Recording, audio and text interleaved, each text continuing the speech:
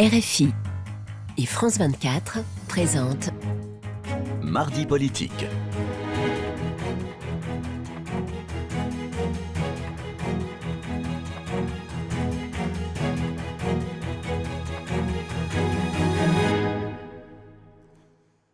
Retour dans Mardi politique sur France 24 et RFI avec notre deuxième invitée. Bonsoir Virginie Calmels. Bonsoir. Vous êtes première vice-présidente des Républicains et vous êtes aussi première adjointe au maire de Bordeaux, Alain Juppé. Alors le 7 mai 2017, Emmanuel Macron était élu président de la République. Vous faites quel bilan des 1 an de Macron au pouvoir? Écoutez, ce qui me frappe, c'est que j'ai le sentiment qu'Emmanuel Macron laisse de côté une partie des Français dans sa politique. Il y a des choses positives et je ne dirais pas le contraire. Je pense qu'il a restauré une image de la France sur le plan international. Il fait beaucoup mieux que François Hollande. Bon, les mauvaises langues pourront dire que c'était peut-être pas difficile. Et puis... Qu'est-ce que vous appelez, pardon, restaurer l'image de la France? Pourquoi il la restaure? Globalement, on a le sentiment qu'il y a une bonne image. D'abord, on est un pays qui a résisté au populisme et aux extrêmes. Ça, il faut reconnaître que c'est une bonne chose. Moi, je reste convaincue que même si la communication mélenchonesque est très théâtrale et avec d'ailleurs un talent oratoire évident, ça reste une politique catastrophique pour la France si elle était mise en œuvre, et de même pour le Front National, qui d'ailleurs partage grosso modo le même projet économique que l'extrême gauche. Donc, de ce point de vue-là, le fait que la France n'ait pas cédé, je vous rappelle qu'il y avait eu le Brexit en Angleterre, qu'il y avait eu cette élection de Trump qui a été quand même très contestée, le fait que la France ait fait le choix démocratique d'Emmanuel Macron était probablement une bonne chose pour notre image à l'international, et y compris d'ailleurs pour les Français. Maintenant, je suis sur un bilan mitigé. Pourquoi? Parce que je le trouve extrêmement centralisateur, Emmanuel Macron. Moi, vous savez, je fais de la politique depuis 4 ans, j'ai passé 20 ans en entreprise, et ce qui me frappe, c'est qu'il nous a promis une révolution, et j'ai l'impression que c'est encore plus de technocratie que ce que l'on a eu par le passé. Globalement, un président de la République, énarque, inspecteur des finances, un Premier ministre, énarque, conseiller d'État. Partout, la technocratie a repris la gouvernance des grands ministères et des grandes fonctions. Et ça se sent dans la politique qui est menée. Des gens qui sont très déconnectés. Ça n'aurait pas été la même chose avec Alain Juppé? Alain Juppé a son profil que vous connaissez, effectivement. Mais je pense qu'il avait effectivement compris qu'il fallait gouverner avec d'autres profils. Et surtout, il le disait, Alain Juppé, qu'il ne fallait pas laisser à l'administration le pouvoir par rapport aux politiques. Et pour reprendre la main, regardez aujourd'hui les ministres. Les ministres n'existent pas, ils sont très peu connus, ils ont une notoriété très faible, on ne les entend pas. Et c'est finalement l'administration et donc la technocratie qui continue, et j'aurais tendance à dire depuis maintenant des dizaines d'années dans notre pays, à nous gouverner. Et c'est un problème. Vous voyez, les 80 km/h, c'est une déconnexion totale avec le concret. Calmels, on ne saura jamais... La non-baisse de la dépense publique, c'est un énorme problème. On ne saura jamais ce qu'aurait donné un quinquennat d'Alain Juppé. Et on n'est pas là pour faire de la politique fiction. Vous disiez le mois dernier, à propos d'Emmanuel Macron, qu'avec sa politique social-démocrate, il est le digne héritier de François Hollande. Vous avez raison été sur certains sujets. Sévère, il y a quelques instants, vous avez été moins sévère. Je vais vous dire, sur certains sujets, effectivement, il s'est un peu éloigné de François Hollande, je le reconnais. Notamment l'exit tax, il a surpris tout le monde. La réforme de la SNCF, il a surpris tout le monde. Du Code du Mais travail. vous savez, c'est comme tout, il ne faut pas résumer une politique à des petites phrases, et moi, j'aime pas faire ça. Donc, si on va dans le détail, que ne fait pas Emmanuel Macron? Il ne fait pas déjà... La petite phrase, c'est la vôtre. Hein. Oui, mais elle est sortie d'un contexte. Mais il est social-démocrate, Emmanuel Macron. Donc, je vous le redis ce soir, c'est un social-démocrate. Et à quoi on reconnaît un social-démocrate? D'abord, il ne baisse pas la dépense publique. Il continue à augmenter l'impôt. Et l'impôt, il augmente pour les classes moyennes. Il augmente pour les retraités. Il augmente finalement pour le plus grand nombre. Et il a une politique qui apparaît encore, la politique de « j'ai recours à l'argent des Français que je vais prendre dans leur poche pour financer... » Mais il le baisse pour les plus riches, l'impôt. Et ça ne vous dérange pas? Non, mais je sais pas, parce que dans le propos, j'aime bien en général, quand on entend il augmente les impôts pour les plus pauvres, Mais il les baisse pour les plus riches. Parce Mais ça, que vous ne le dites pas. J'aime bien être cohérente, je vais vous dire. Moi, j'ai toujours considéré que, par exemple, l'ISF était un mauvais impôt. Donc, je ne vais pas aujourd'hui pousser des cris d'orfraie pour dire il a supprimé que la moitié, d'ailleurs. Et d'ailleurs, assez étonnamment, il a fait le choix, justement, de ne pas toucher à l'ISF sur la partie immobilière. Et donc, de ce point de vue-là, finalement, à condamner des gens qui ont travaillé toute leur vie pour se payer une résidence secondaire ou dépasser certains seuils en termes immobiliers. Mais pour moi, la politique, c'est un ensemble, c'est pas qu'une mesure. Donc évidemment, de temps en temps, d'ailleurs, on dit tiens, Emmanuel Macron fait la politique de la droite. Non, il y a une ou deux mesures qui effectivement, et nous les partageons, la réforme de la SNCF, vous avez bien vu que les députés, les Républicains, ont voté massivement cette réforme. Pourquoi ? Parce qu'elle va quand même dans la bonne direction. Mais nous avons un autre sujet, et on ne le sent pas traité par Emmanuel Macron, qui est la défense de nos territoires ruraux, avec la fermeture des classes, avec les petites lignes ferroviaires. Nous avons la volonté de défendre nos retraités parce que nous ne croyons pas qu'il faut faire une croix sur des Français qui habitent dans la ruralité ou sur des retraités. Et donc nous avons une autre approche politique. Emmanuel Macron, de ce point de vue-là, pour moi, est d'abord et avant tout un technocrate, très déconnecté de la réalité des Français, très social-démocrate au sens où il continue à dépenser de l'argent qu'on n'a plus. Vous vous rendez compte que les dépenses de l'État, elles continuent à augmenter. On est à 98% du PIB en dette. On est les mauvais élèves de l'Europe, 10 points en moyenne devant dans la zone euro. Et on ne baisse pas la dépense publique, on ne baisse pas la dette. Et donc, on continue à augmenter l'impôt massivement, la CSG plus 25%. Ça fait mal pour les retraités notamment, et pas que. Et globalement, si vous voulez, on a vu une créativité en matière fiscale assez inquiétante. 8 taxes en 8 mois d'exercice du pouvoir. Moi, c'est ça que je condamne. Après, le ni droite, ni gauche, et de droite et de gauche, moi, ce que je vois, c'est le concret pour les Français.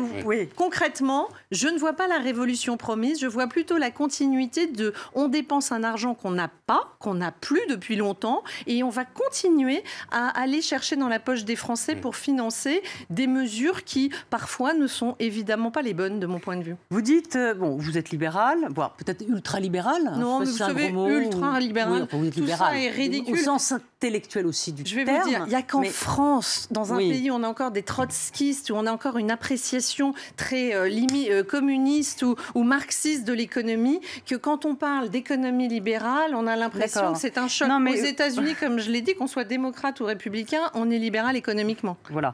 Mais vous parlez d'un libéralisme populaire, ça m'a intrigué. Oui, parce que souvent, je trouve qu'il y a une caricature du mot libéralisme. On croit que le libéralisme, c'est la défense du capitalisme. Bien sûr que non. Pour moi, le libéralisme, c'est d'abord avant tout la défense des libertés. Et c'est penser qu'il faut, au contraire, miser sur les individus, sur leur capacité à créer de la valeur. Et notamment dans le domaine économique, c'est moins de réglementation, moins de charges, moins d'impôts. Faire confiance aux individus pour créer de la valeur. Et pour moi, c'est pour ça que c'est populaire. C'est que c'est aussi moins de régulation. C'est-à-dire le marché s'autorégule. Aussi moins de régulation, ça dépend des domaines. Vous n'avez pas l'impression que ce libéralisme-là, il a fait la preuve aussi de ses difficultés au cours de ces dernières décennies? Si je puis me permettre, on ne l'a jamais fait en France. Non, mais le seul qui a mené la crise des subprimes aux États-Unis, par exemple. Non, mais là, vous prenez un autre accès. Là, le mot ultra pourrait arriver à bon escient. Donc il faut de la régulation quand même. Mais bien sûr, et je pense même qu'au contraire, c'est la vision d'un État. C'est là qui est intéressant. Moi, je suis frappée de voir que le gouvernement actuel, mais celui de François Hollande auquel Emmanuel Macron participait, n'avait pas de vision industrielle. Il faut une vision industrielle, politique, portée par l'État. Mais après, il faut laisser les acteurs pouvoir être compétitifs. Et c'est pas dans un monde où vous avez les charges les plus élevées, l'IS le plus élevé, les réglementations les plus importantes, les transpositions de normes européennes les plus contraignantes, que vous êtes compétitif. Donc c'est en ça que je crois effectivement à la liberté rendue aux acteurs économiques, mais là où je ne suis ni ultra-libérale, ni totalement caricaturale dans cette approche, c'est que moi je crois à un régalien fort. Et c'est pour ça que je suis droite. C'est que moi je pense qu'il faut réguler l'immigration. Je pense qu'on a un problème de sécurité, de justice, de police, d'armée qui ne sont pas assez dotés. C'est là où je voudrais qu'on mette la dépense publique. Pour moi, là, c'est du bon argent public, mais pas dans de la gabegie de millefeuilles territoriaux qui ont montré leurs limites et dans une dépense qui est excessive et une fois encore qui est payée par tous les Français via les impôts. Alors, pour parler de vous, Virginie Calmel, certains se demandent comment vous arrivez, dans les eaux troubles, à naviguer entre un Laurent Wauquiez qui se dit d'une droite décomplexée et un Alain Juppé, lui qui s'est éloigné de Paris, mais dont vous partagez les valeurs. Est-ce que c'est pas inconfortable, même si vous dites dans votre livre, vous dites que vous êtes plus à droite que beaucoup de juppéistes? Oui, parce que je me suis rendu compte pendant la campagne d'Alain Juppé, et notamment dans ces éléments de langage autour de l'identité heureuse, dans les prises de position d'Édouard Philippe ou de Benoît Apparu notamment, que effectivement sur cette question-là, j'étais sans doute beaucoup plus à droite qu'eux, puisque moi j'étais plutôt en phase avec le projet pour un État fort, quota d'immigration, aménagement de l'aide médicale d'État, modification du droit du sol, enfin des décisions et des propositions qui étaient fortes dans le livre d'Alain Juppé, mais dans ses éléments de langage, et notamment certains dans son équipe, qui ne partageaient pas cette vision et qui avaient donc plutôt expliqué, ou en tout cas c'est comme ça que les gens l'ont entendu, qu'on était dans l'identité heureuse et ça pouvait donner l'impression d'accommodement raisonnable. Donc comment vous vous accommodez de ces différences? Je vais vous dire pourquoi je m'en accommode, c'est que moi je suis restée fidèle à moi-même. Voilà, j'ai pas changé. Ce à quoi je croyais, je le dis et j'y crois toujours, un libéralisme économique, je viens de l'entreprise. Je pense qu'il faut redonner vraiment des marges de manœuvre aux entreprises. Et un régalien fort, c'est mon socle idéologique, c'est ce à quoi je crois, c'est ce pourquoi je me bats. Je le fais, je le dis, que ce soit à Alain Juppé, à Laurent Wauquiez ou à tout autre, ou sur votre plateau télé. Moi, je n'ai pas eu un discours qui a été modifié sur les 4 dernières années de mon engagement politique. Il est récent, mais il est constant. Oui. Non, mais le discours de Laurent Wauquiez, lui, s'est durci sur les questions d'immigration, sur les questions d'Europe. Et aujourd'hui, mais ça vous a pas échappé que Laurent Wauquiez et Laurent Wauquiez, et moi je suis Virginie Calmel. Bien entendu. Qu'est-ce que vous dit Alain Juppé à ce propos? Qu'est-ce qu'il vous dit Alain Juppé? Je ne sais pas s'il vous tutoie ou s'il vous voit, mais il vous dit Virginie, vous voyons très respectueusement l'un l'autre. Qu'est-ce que vous faites avec cet énergumène? Est-ce qu'il vous dit ça ou pas? En l'occurrence, on est passé à autre chose depuis longtemps parce que tout ça... Vous voyez moins? Non, pas du tout. Je suis toutes les semaines à Bordeaux. Je suis sa première adjointe. Donc on se voit... Non, mais ça pourrait être strictement... Alain Juppé, il a compris depuis longtemps ce que j'avais fait. Laurent Wauquiez... Il vous en veut pas? Non, mais bien sûr que non. Laurent Wauquiez m'a tendu la main. Pourquoi il m'a tendu la main? Parce que justement, je ne suis pas son clone. Parce que justement, je ne suis pas 100% dans sa ligne politique et dans sa sensibilité. En revanche, j'appartiens à la famille de la droite. Mais comme cette famille de la droite, elle a toujours été, avec ses multiples sensibilités, rappelez-vous une époque où vous aviez Philippe Séguin, Nicolas Sarkozy, Alain Juppé, Édouard Balladur, Jacques Chirac. Il y a eu cette pluralité. Il n'y a pas si longtemps, Bruno Le Maire, Gérald Darmanin, qui était aussi... Absolument. Et d'ailleurs, c'est amusant parce qu'on me fait tout le temps, on me pose cette question comme si j'avais fait un grand écart idéologique colossal, alors qu'on était dans la même famille politique que Alain Juppé concourait, je vous le rappelle, dans la famille de la droite et du centre au primaire. Il n'était pas chez Macron. Et voilà, donc c'était la même famille politique, Fillon, Sarkozy, Juppé. On a surréagi sur leurs différences, mais le socle commun de valeurs, il est là. Et moi, je reste attachée à ma famille politique qui est celle de la droite. Et c'est très étrange qu'on ne pose pas ces questions à des gens qui font vraiment le grand écart, parce que je vous rappelle qu'Emmanuel Macron, c'est de Cohn-Bendit à Alain Madelin, en passant par toutes les couleurs de l'arc-en-ciel. Et là, ça choque personne, alors qu'on voit bien... Non, parce qu'il arrive un peu vierge en politique. Mais... Oui, mais moi aussi, madame. J'ai 4 ans de politique, je suis totalement vierge. Moi, je considère, en politique, je considère que, si vous voulez...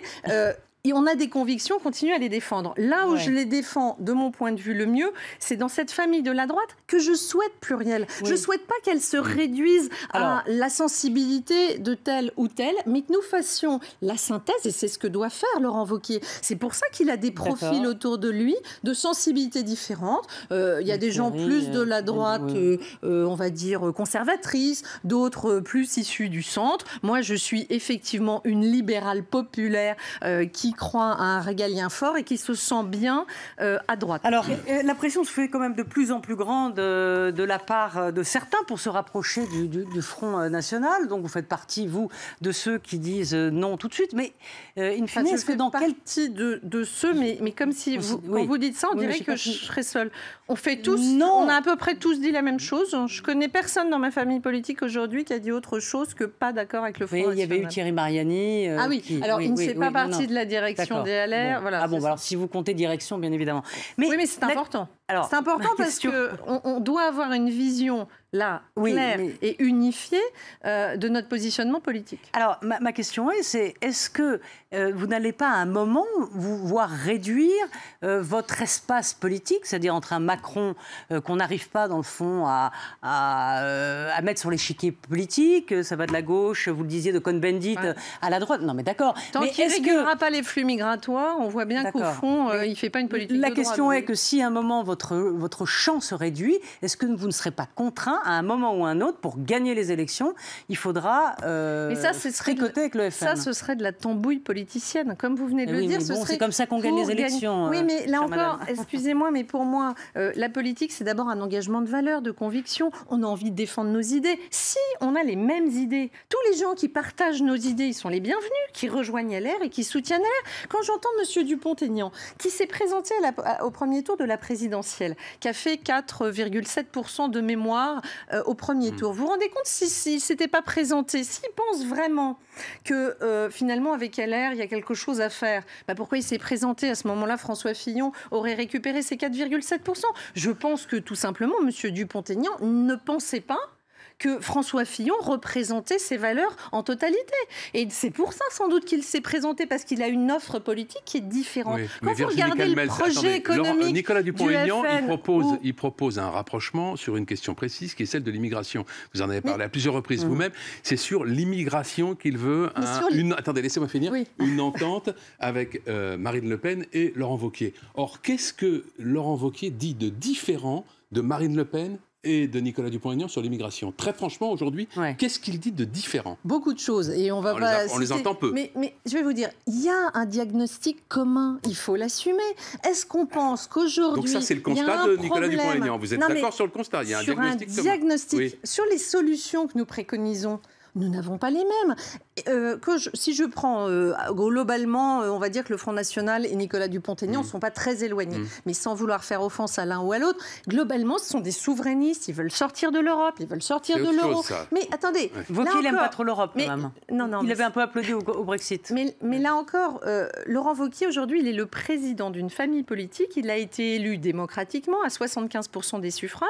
Et il doit tenir compte de cette famille politique. Ce qu'il a dit il y a 5 ans, il y a 10 ans, etc., c'était son avis personnel. Aujourd'hui, il représente une famille politique. Il va y avoir un débat au sein même de cette famille politique. Vous êtes en train de me dire qu'on peut... et il y aura une ne respecte pas ligne. ses convictions quand on est patron d'un parti. C'est pas ce que je veux dire. C'est d'abord ses convictions. Il les a énoncées dans les derniers mois. Après, on peut évoluer aussi. Et je trouve qu'avec Laurent Wauquiez, on lui fait toujours le procès. On lui colle des étiquettes eurosceptiques. Écoutez, moi, ce que j'ai entendu sur les derniers mois, depuis qu'il est président, sur l'Europe, c'est pas des positions d'eurosceptiques. En revanche, Dupont-Aignan ou Marine Le Pen, c'est une évidence. Sur l'immigration, par exemple, on nous fait le procès. Marine Le Pen a demandé la suppression du droit du sol.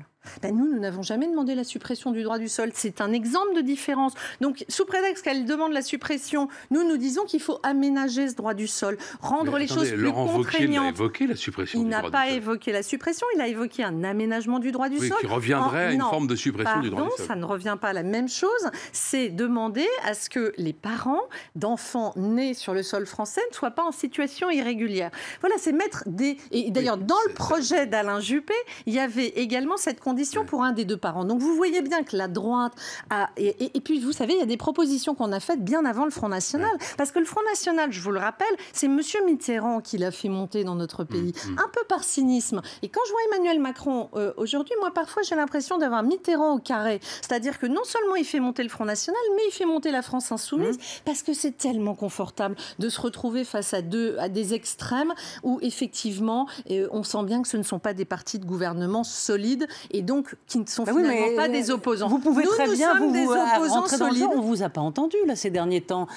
Wauquiez, je sais pas sur. Non, on n'a pas l'impression que nous prenons la parole. Vous êtes sur le terrain. On n'a pas l'impression que vous faites des propositions. Si. Au contraire, souvent d'ailleurs, on est critiqué à chacune des propositions qui sortent. Sur l'immigration, vous pouvez pas dire qu'on n'a pas fait des propositions. Nos députés se sont battus à l'Assemblée nationale. Aucun amendement proposé par les Républicains n'a été retenu par le gouvernement. Preuve d'un certain sectarisme. Mais on ne comprend pas bien le projet de la droite. On n'a plus le temps de se lancer dans le projet. Il nous reste 30 secondes. Mais... Si vous voulez conclure vraiment en quelques secondes ce que vous disiez à l'instant. Non, mais ce que je veux vous dire, c'est que notre droite, elle existe. Nous sommes de droite, revendiqués de droite. Ceux qui pensent qu'ils pensent comme nous, ils sont les bienvenus. Mais arrêtons les bidouillages politiciens. Monsieur Dupont-Aignan a fait un accord avec le FN au deuxième tour de la présidentielle. Pourquoi en faire un maintenant avec les Républicains? Voilà, c'est la fin de cette émission. Merci et on se retrouve la semaine prochaine. Oui, merci. Et puis merci à Camille Néran et à Charlotte Urien-Tomaca d'avoir préparé cette émission, à toute l'équipe technique pour avoir réalisé. Merci.